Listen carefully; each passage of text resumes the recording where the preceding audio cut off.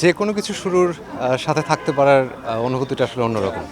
কারণ যে কোনো কিছু শুরুর সাথে থাকলে সেটার সার্থকতা যতখানি হয়, সাফল্য যতখানি হয়, অনেকটাই মনে হয় যে সেটা যেমন সফল না হলে যেমন দায়ভারটা চলে আসে, ঠিক সেরকম প্রাউডের জায়গাটাও থাকে। তো সেই জায়গাটা থেকে আমার ভীষণ ভালো লাগছে। যেহেতু আমি একজন গায়ক, তো অনেক বছর ধরে গান করছি আমি।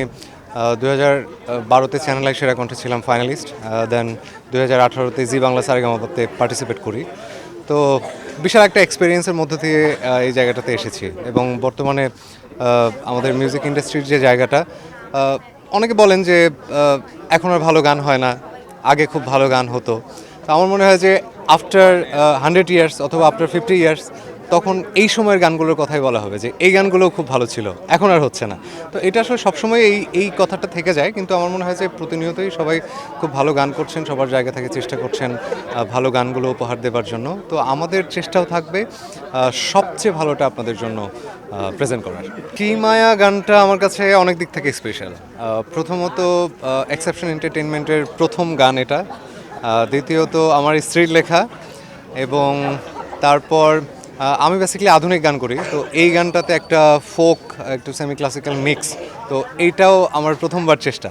তো সব কিছু মিলিয়ে এই গানটা আমার কাছে অনেক বেশি স্পেশাল। আমি তো চাইবই যে গানটা সবার কাছাকাছি পৌঁছে যাক এবং সবার ভালো লাগুক। আমার মনে হয় যে এই গানটার যে কথা, গানটার যে সুর, যে মিউজিক অ্যারেঞ্জমেন্ট, এবং এই গানটাতে অভিনয় করেছেন দুজন খুব জনপ্রিয় অভিনেতা এবং অভিনেত্রী,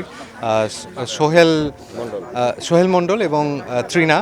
তো ওনারা খুব চমৎকার করে অভিনয় করেছেন এবং এই গানটা আরেকটা কারণে স্পেশাল, কারণ এই গানটার ভিডিও নির্মাণ করেছেন ফাইজুল কবির রথি, সেও আমার ইউনিভার্সিটি ফ্রেন্ড।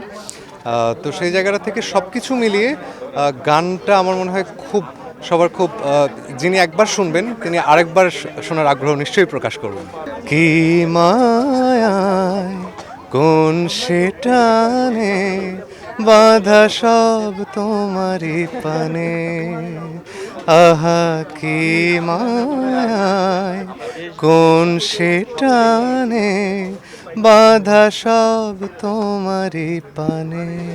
কি মায়া গানটা গেয়েছি আমি, মেজবা বাপ্পি।